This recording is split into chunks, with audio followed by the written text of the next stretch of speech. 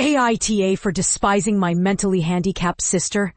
The title might make me sound terrible, but please hear me out.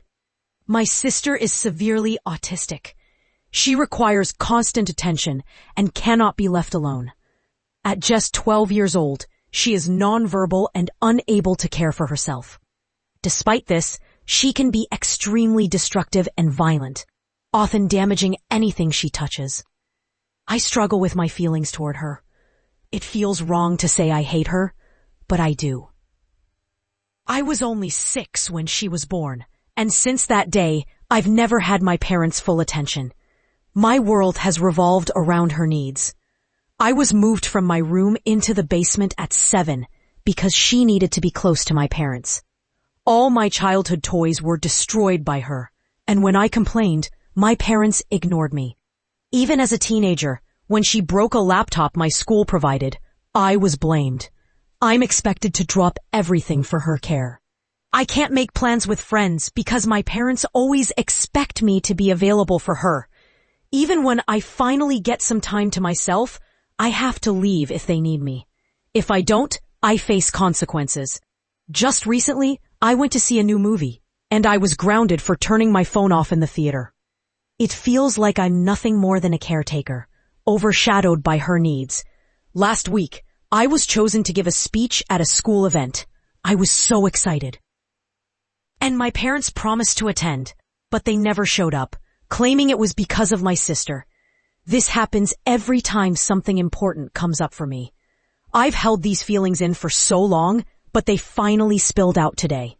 While discussing colleges with my father, he joked about me getting a degree to take care of my sister when they're gone. That comment broke me. I cried and yelled about how it's always about her. I feel like I'm expected to be her caretaker for life. Since that moment, I've locked myself in my room, and my parents haven't checked on me. Am I the bad guy here? After reflecting on this, I realize I don't actually despise my sister. It's not her fault she is the way she is. My parents came to talk to me after my breakdown, but I couldn't bring myself to speak. I just cried and asked them to leave. They've arranged for me to stay with my grandfather for a while, giving me space to collect my thoughts. We plan to sit down and discuss everything later this week. I appreciate all the support and love I've received. I'll share an update if anyone is interested. I bought my then-girlfriend a bath and body scent. I realized later why I liked it. Let me set the scene. My girlfriend and I had been together for about a year at the time. I'm a disaster relief worker, and she's a dental assistant. My job often takes me away from home with little notice, sometimes for months at a time. This particular deployment was especially tough. Hurricane Michael had devastated Florida, and I was working 16-hour days, 6 days a week.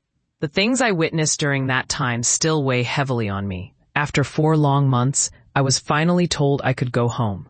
To celebrate, I decided to pick out a perfume or body spray for my girlfriend. I spent hours at the mall, but nothing really caught my eye, until I stepped into Bath and Body Works. One scent instantly made me feel warm and happy. I excitedly bought it and returned to finish up my work days. When I got home, I gave it to my girlfriend as a late Christmas present. She loved it. A few days later, we attended a small gathering with my friends. My buddy approached us, cracking one of his usual jokes, but then he paused, looking confused. He asked, "Is that insert scent name?" My girlfriend replied, "It is." His face lit up as he exclaimed, "I love that scent. I have the body wash and lotion. I'd used it for years." In that moment, it hit me. That warm feeling I associated with the scent was tied to my friends back home. I could see them making that connection too, and I felt embarrassed. They started telling everyone at the gathering, and I tried to play it off as a coincidence, but my face was bright red. Fast forward to 2025. She's now my wife, and she still has that body spray. It's mostly full and hasn't been used since. She still brings it up and teases me about it, and my buddy does too. He still wears that scent, and I know because he was one of my groomsmen at the wedding last year. The moral of the story? Don't buy gifts for your girl when you're really missing home. Your brain might make a connection without you even realizing it. Just had my first date in 5 years. I was a disaster. I'm a 26-year-old guy who hasn't had much luck on Tinder until last week. I super liked this girl, Kara, who's 21. To my surprise, we matched. She responded to my messages, even though she admitted she was a bad texter and often left me on read. That didn't bother me. Finally, I mustered the courage to ask if she wanted to meet up, and she agreed. I knew I had to make this date special, since it was my first in so long. I made a list of topics to discuss based on what I knew about her. She seemed like a passionate feminist, so I read some Simone de Beauvoir to prepare for any deep conversations. I also learned about a 70s postmodern artist whose exhibit was happening soon and got 2 tickets. Kara was into holistic things, so I found a coffee shop that fit that vibe. The plan was perfect. Coffee, conversation. And then the exhibit. Maybe, if I was lucky, a kiss at the end. When I met her at the door, the cafe was beautifully decorated, and we spent time admiring the little sculptures and art pieces. Then, a guy named Dave approached us, saying he was doing tarot readings. Kara was excited and suggested we get a reading. I thought it could be interesting, so I agreed. Big mistake. We sat down, and the reading turned personal. I watched as the tarot reader spoke about her life choices and struggles. I felt like an outsider, watching them connect on a deeper level. As time passed, I grew increasingly uncomfortable.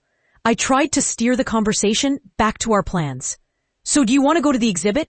I think it closes in an hour. She smiled at Dave and said, "You would totally love this exhibit. You should come with us." In that moment, my heart sank. She invited this tall, handsome guy along. And they continued chatting as if I wasn't even there. At the door, I pretended to take a phone call and left, saying there was an emergency. Kara said it was a bummer, but didn't seem too upset. I went home and cried in the shower. I've never felt so useless in my life. This guy just swooped in and took my date away, and I could only watch.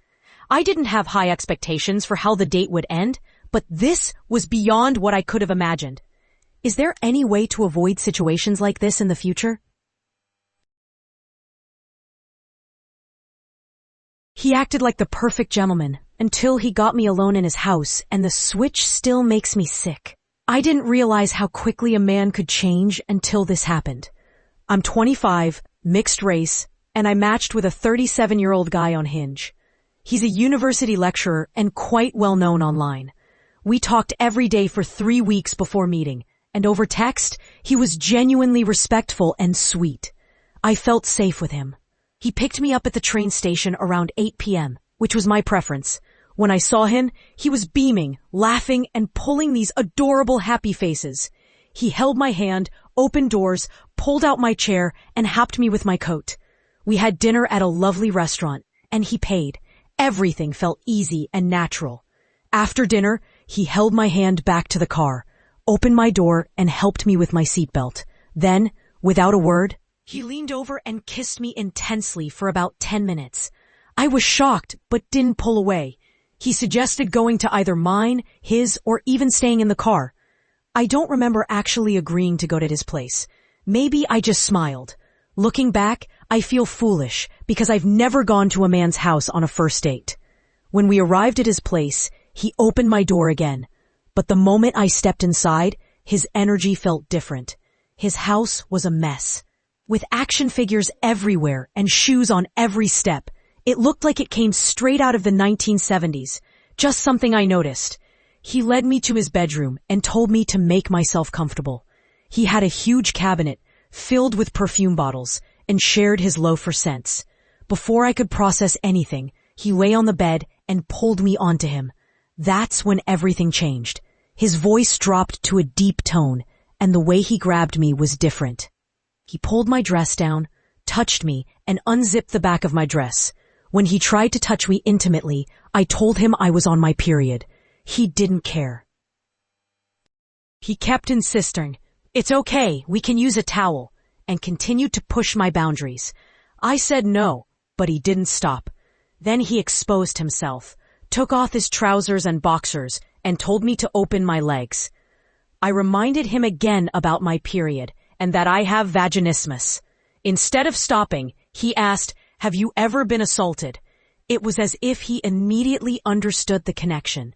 He told me to relax, got on top of me, and started humping me.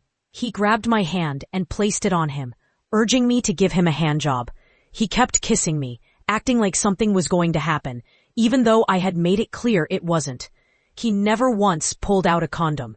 Earlier, I'd mentioned I had an appointment in the morning, and suddenly he remembered.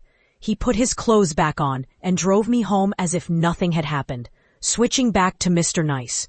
During the ride, he held my hand with one hand while driving with the other, which felt incredibly dangerous. He dropped me off after midnight, kissed me goodbye, and sent a kissing emoji. I replied in the morning, and he sent another emoji. And that was the end of it. He's very active on social media and has had posts go viral, while I was left completely shaken. I confided in a long-distance friend, and she told me what he did wasn't a misunderstanding, that my boundaries were ignored, and I was assaulted. She suggested I report him. This has never happened to me before. I've been carrying this around for weeks. I just needed to get it off my chest. I'm not proud of my dad for coming out. First off, I want to clarify that I'm not homophobic. I'm a member of the LGBTQ community myself. I understand my dad can't help who he is, and I wouldn't ask him to change. I call him dad because he raised me from a baby when my birth father left. He is my dad in every way that counts. Or he was. I can't tell anyone about this, so I'm finally using this account to get it off my chest. Everyone else is so proud of my dad. Talking about how hard it must have been to come out as gay after all this time. How liberated he must feel after years of pretending. But I'm not proud. I'm furious. I feel so disgusted that I can't even look at him. He and my mom made some poor financial decisions when they got married, accumulating a large amount of debt. He waited until it was all paid off, and the very next month, he came out. Just when my mom was looking to the future. Thinking of all the ways their lives would improve, he dropped this on her and moved out the following week, demanding half of the house that her parents mostly paid for. Nobody else supports my mom, but I do. I listen to her weep through the walls every night. I've picked her up after she drank too much wine and couldn't walk up the stairs. I listen to her confess her feelings, asking if he ever loved her, if anyone ever did. She gave up her life and career to be his homemaker wife. I hear her ask God why. Why her? Why was her life so invaluable that it could be used as a cover story? I ask myself the same thing. I wonder, why did he choose us? Why was I so unimportant to him that he was okay using me as a shelter until he was ready? How could anyone be so selfish as to waste another's entire life just for their secret? And on top of everything, he came out during my exams. My first two were an A and a B. But after he came out, the morning of my third exam, the rest were either D's or fails. So there went my dreams of university. I'm just sick of holding it all in. I'm tired of pretending. I needed a place to express this without being accused of being homophobic.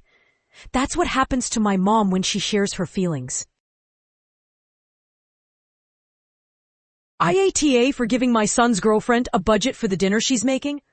My son, who recently graduated university, moved back home after finding a job in the area. He had been in a long-distance relationship with his girlfriend, Carmela, who was living with her mom. When she needed to move out, my son invited her to stay with us until he could get his own place in January. I agreed, believing it was important to support them both. Carmela moved in after Halloween and quickly became a joy in our home. She offered to cook dinner most nights, which I appreciated. I encouraged her since she's a good cook. At first, I didn't mind giving her my card for groceries, but soon she started wanting to buy more expensive items like steak and seafood. After a few weeks, I asked her to get everything she needed in one trip. But when she mentioned wanting to make steak for dinner, I had to say no. I explained that we couldn't afford to have steak for everyone and suggested a budget for her grocery trips. Carmela looked upset, and my son seemed offended. Later, he told me I embarrassed her for trying to be nice. I expressed my gratitude for her cooking, but reminded him that it was my money. He argued that they would only be here a few more weeks and asked if I could just make her happy. Now I'm left wondering if I was wrong for wanting to set a budget. My wife killed herself and I am angry. She died 3 months ago and I'm still in shock and disbelief that she is really gone. Both my wife and I were just 25, and we had 2 kids, ages 7 and 3. Surprisingly, my 7-year-old daughter seems to be coping with her death better than I am. I've been with my wife since we were both 11 years old. When we were 15, she got pregnant, and we were overjoyed. We named our baby girl Alice after a character in a movie we both loved. Tragically, she had a late-term miscarriage at 6 months. After that, she struggled deeply, even needing to stay in a mental hospital for months. Her parents were abusive, adding to her pain. When she was finally discharged, she moved in with my dad and me. At 16, she seemed happier, but she often spoke of how much she missed Alice. We had her cremated, and she would spend hours talking to her ashes, crying that she wasn't here. About a year later, in our senior year of high school, we found out she was pregnant again. This time, it was a girl, and she was thrilled, believing this baby was a reincarnation of Alice. But as the pregnancy progressed, she realized this baby wasn't Alice. Even after giving birth, she confided that she didn't love her as much. I encouraged her to seek therapy, but she refused. When we moved into our own apartment, she felt isolated. Especially since I worked full-time while she stayed home with the baby. She often expressed regret about having our daughter, wishing Alice were still with us. After a while, she tried working to escape the house, but ended up hating it and quit. When I proposed at 19, she was ecstatic and talked about spending her life with me. But she often mentioned how it would be better if it were just us, without our daughter. 2 years later at 21, she found out she was pregnant again. I asked if she wanted to keep it, and she insisted she did, believing this baby could be Alice reincarnated.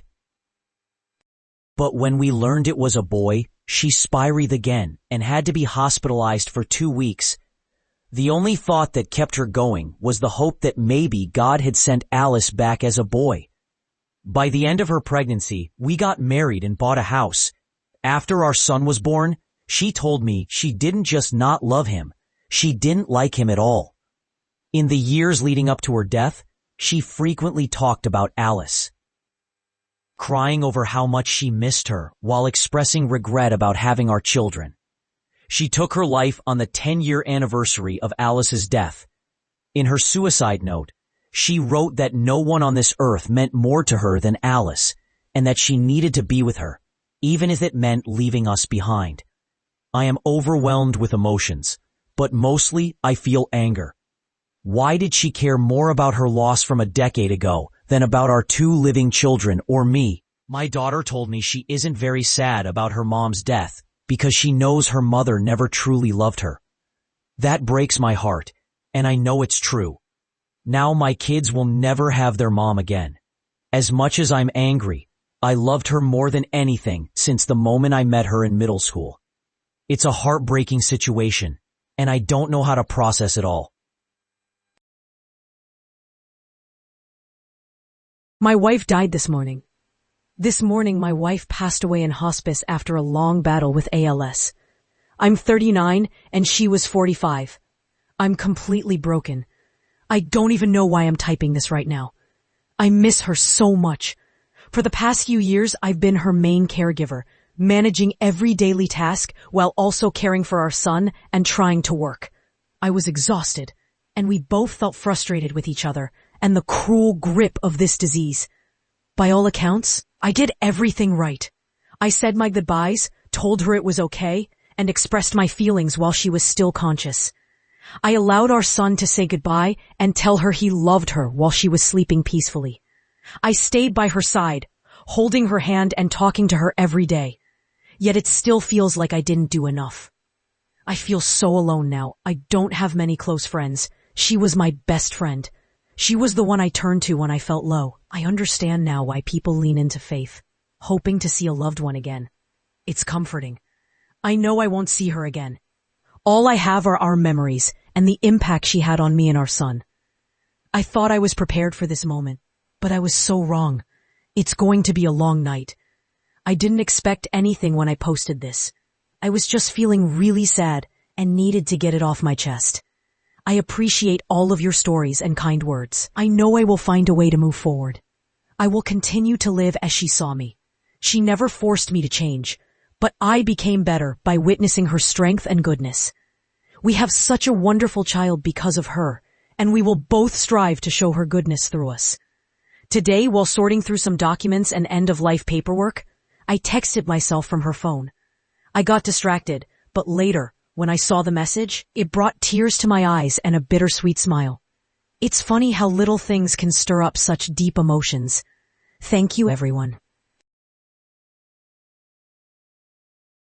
I have a bunch of date ideas, but since I won't be using them anytime soon, I want to share them with you. First up, the classic, movie, then dinner. This is a great combo. After the movie, you can chat about it over dinner, which makes conversation easier. I highly recommend seeing Endgame. Next, how about mini golf? It's a fun way to spend time together without dragging on too long. For a second or third date, consider a picnic in the park. Just pack some food and find a nice spot to relax. If you're near a minor league baseball team, a game can be a blast. The theme nights are especially fun. Imagine dressing up for a Star Wars night. Ice cream is a quick and sweet date idea. I once asked my crush to go for ice cream, but she turned me down. Don't let that discourage you though. Coffee is another classic. It's simple yet effective. Bowling is also a good option, though it might limit conversation time. If you both love cats, a cat cafe can be a delightful experience. Concerts work best in smaller venues, especially if you both enjoy the artist. For thrill seekers, an amusement park is a great choice, as long as you're not afraid of roller coasters. Roller skating or ice skating can be fun too. Just make sure one of you knows how to skate so you can help the other. If you both enjoy theater, consider catching a stage play together. Breakfast for dinner is a quirky twist on a dinner date.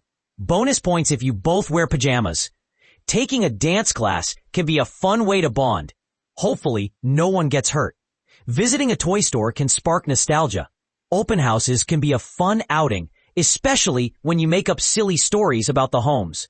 A trip to the zoo is always a winner, with all the cute animals around.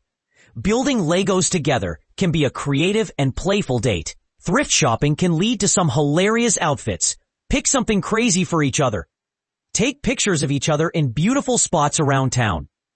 Even if the date doesn't go as planned, at least you'll have nice memories captured.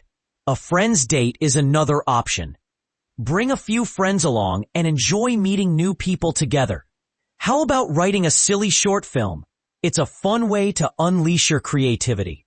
You could also try to break a world record together. Just remember to stay safe. Arcades can still be a blast, so check if there's one nearby. Stargazing is incredibly romantic, while karaoke lets you both let loose and have fun. Volunteering together can be a rewarding experience, and doing each other's hair is a sweet, intimate activity. People watching at an airport can lead to some entertaining stories. If you're feeling adventurous, go fishing together. A comedy club is always good for a laugh, and bingo can be surprisingly fun. It's not just for older folks.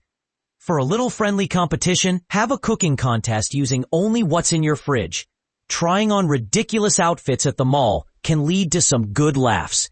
An art museum can be enjoyable, even if you're not an art enthusiast.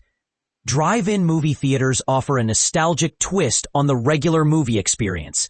Laser tag is a fun way to channel your inner child. An old-school diner can give your dinner date a unique vibe. Finally, visiting an aquarium is a great way to enjoy some time together, even if there are kids around. I may not have much dating experience, but I hope you find these ideas helpful. Remember to choose activities that you both find interesting. Good luck! I regret leaving my husband. How do I move forward? 3 years ago, I made the hardest decision of my life.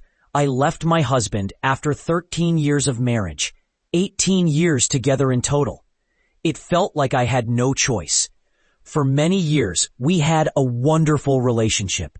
He was my best friend, the only person I could truly relax with and be myself. We traveled a lot, built a lovely home, and shared our lives with our dogs. We enjoyed the same things, shared a sense of humor, and were compatible in day-to-day life. He was calm and always tried to make our life pleasant and happy. But when it came to the big issues, finances, household responsibilities, and communication, we were not on the same page. This became painfully clear after we bought our house. Before that, we lived in my condo, splitting expenses evenly. But once we sold it, I had to pay off some debt, and he took on the mortgage and property taxes. I ended up covering all the bills, buying everything for our home, and paying for renovations and our dog's needs. Even though we both earned good money, he made almost twice as much as I did. This imbalance led to resentment, but he wouldn't discuss it. No matter how hard I tried to talk about finances, he would shut down completely. The situation worsened when major repairs were needed. When our furnace broke and the roof needed replacing, he would just say he didn't know how to pay for it. I felt helpless, unable to fix the things that were falling apart. I'm someone who likes to stay on top of things, and I hated feeling overwhelmed. Every time I tried to address our home's upkeep, he would accuse me of having a bad attitude or being ungrateful. I know he meant well, but to me it felt like a personal attack.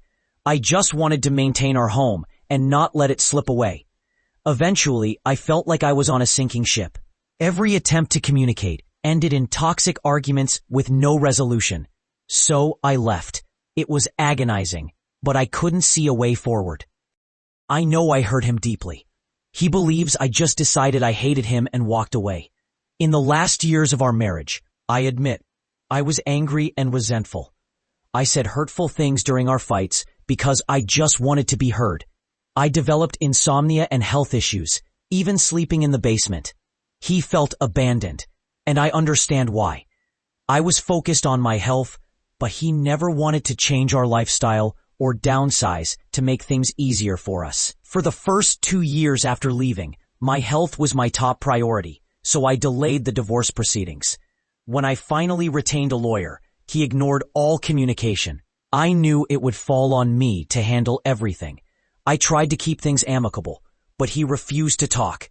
He stayed in our home while I lived with my parents, and now I'm renting a small basement suite. I didn't receive any financial support from him, and I continued paying bills for a year after I left to ensure he was okay. He never made any moves to buy me out of the house, and I think he feels entitled to it all because I chose to leave. Recently, I've had time to reflect, and I see his perspective more clearly. I recognize the ways I failed him and our life together. I feel so much guilt for how my health issues affected our relationship. I miss my old life terribly. His company, the comfort of our home, our routines, and special holidays. I feel lost and without purpose. I don't want to start over or go through a divorce. I just want us to work it out. Even though our life together was unsustainable, it feels better than what I'm experiencing now. I've asked him if he wants a divorce, and he just says, I don't know. He backed out when I suggested counseling and avoids my calls and texts about the divorce. I'm stuck in this painful limbo, unable to live the life we co-created, but also unable to move forward. What can I do?